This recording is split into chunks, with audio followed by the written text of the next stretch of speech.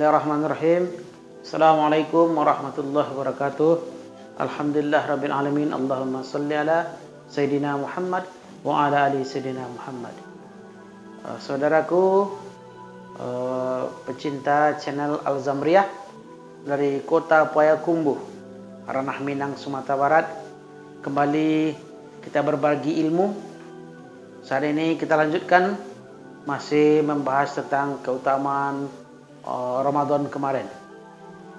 Selaku anak yang lahir dari Ranah Minang, kami sangat bersyukur sekali.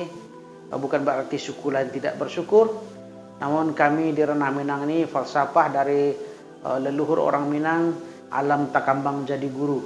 Jadi alam ini pun bisa menjadi guru bagi kita bersama.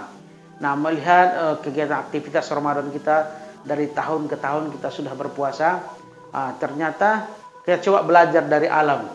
Yang berpuasa itu bukannya kita saja. Ternyata ada makhluk lain di alam semesta ini juga melakukan ibadah puasa. Contoh, ular. Ular itu untuk melanjutkan sebuah fase kehidupannya, ular itu harus melakukan sesuatu hal penggantian kulit dalam jangka waktu berkala. Nah, ternyata hadirin rahimakumullah, untuk kelangsungan hidup ular ini, ular itu harus mengganti kulit dalam jangka waktu berkala. Nah, mengganti kulit ular itu, kulit lamanya itu tidak serta-merta seperti kita. Kita pulang ke rumah dari tempat bekerja, pulang dari ngajar atau pulang dari sekolah, kita ganti pakaian, buka, mandi, lalu ambil pakaian baru di lemari pakai. Tidak seperti itu. Untuk makhluk ular ini, untuk melepaskan kulit lamanya, ular itu harus menjalani proses yang namanya berpuasa. Harus berpuasa terlebih dahulu dalam jangka waktu yang sudah Allah tetapkan untuk ular itu. Nah, singkat cerita, setelah ular itu berpuasa, maka rontoklah satu persatu kulit ular itu. Maka kalau kita selama ini dulu waktu di kampung, ada di kebun itu, dekat ilalang atau dekat pohon, ada kulit-kulit putih. Nah, itu adalah sisik ular yang sudah terkelupas. Nah, ibrah dapat diambil dari puasanya ular. Ular ini sebelum dan sesudah dia berpuasa, wajahnya tetap sama, tak ada perubahan. Nah, begitu juga dengan cara berjalannya ular. Sebelum dan sesudah ular itu berpuasa, tidak ada perubahan sama sekali. Tetap sama saja. Nah, cara makanannya ular, sedikit pun tidak ada perubahan. Tetap sama, sebelum dan sesudah ular itu berpuasa, tidak ada perubahan sama sekali. Dan begitu juga dengan namanya. Ular tetap ular, sesudah dan sebelum berpuasa.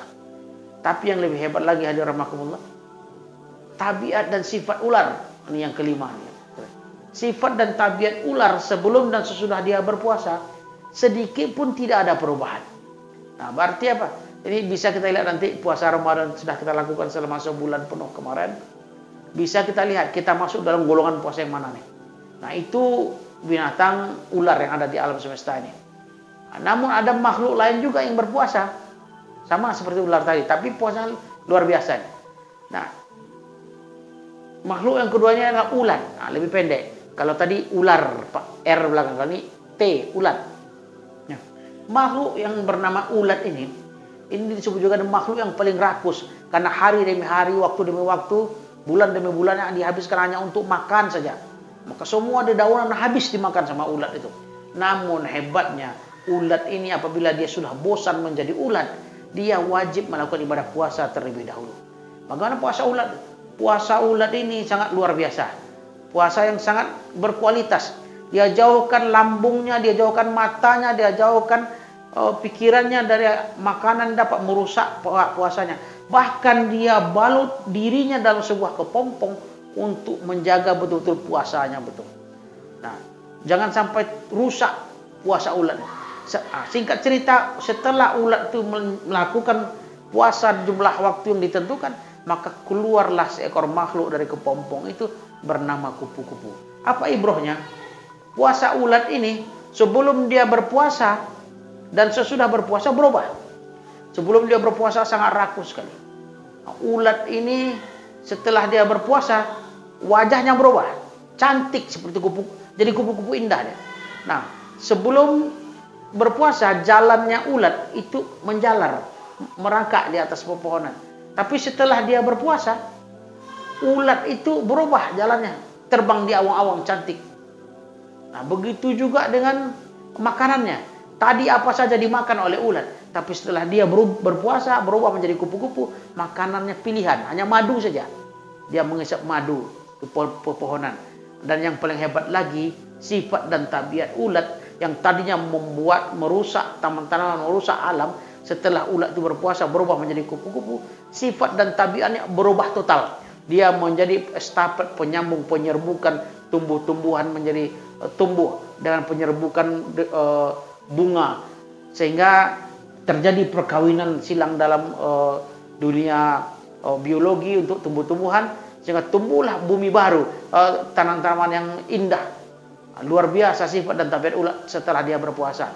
Nah, inilah yang dimaksud oleh Rasulullah, kam min shaimin laisa lahu min syami ilal ju' wal atas. Berapa banyak orang yang berpuasa, tidak ada dia dapat apa-apa dari puasa kecuali hanya haus dan lapar saja.